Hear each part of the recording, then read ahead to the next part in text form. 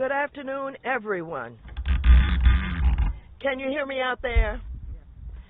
I want to thank you for being here with us today to talk about housing. And I know many of you were going to come here. It's a vote that we're taking today. And to take time out from your schedules to be with us is very important, and I thank you. And so I thank you all for joining me today. In addition to being joined by members of Congress, I'm also joined by representatives from housing advocacy groups. We're here today to highlight the importance of housing in the President's Build Back Better agenda. Housing is infrastructure. For decades now, our country has been in a housing crisis. There is a shortage of nearly 7 million rental homes that are affordable and available to America's lowest income renters. There's a $70 billion backlog in capital repairs needed to ensure public housing residents are living in safe and decent conditions. Millions of affordable housing units nationwide lack the green upgrades needed to make them climate resilient and energy efficient. Only 1 in 5 families who are eligible for housing assistance actually receives it. From New York to West Virginia to Arizona to California, people are hurting. Housing prices continue to rise, and millions of families now pay more than 50% of their income on rent. For decades, we've put off making the investments needed to change these disturbing statistics. And just like a bridge that crumbles without maintenance, our housing safety net is at its breaking point.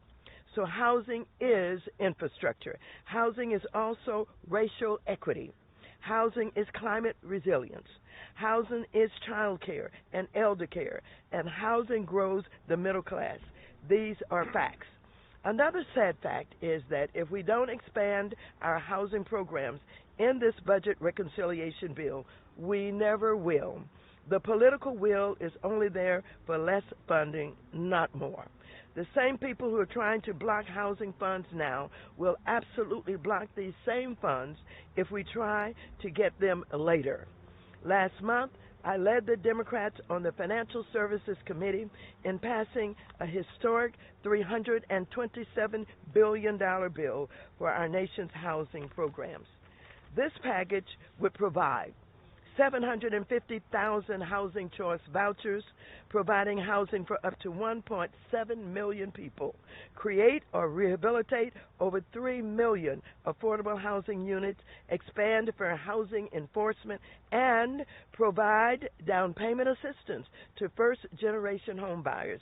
All of this funding is now at risk of being reconciliation entirely. So this is it. This is our chance. This is our once-in-a-generation opportunity to finally invest in our housing programs, our communities, and our future, an investment that is long overdue. Last week, my committee members sent a strong letter to Speaker Pelosi, Leader Schumer, and President Biden to make the case for the need for this funding. But I'm not stopping there. I will continue to push for housing and fight to ensure that the administration understands that housing is infrastructure and should not be left on the cutting floor.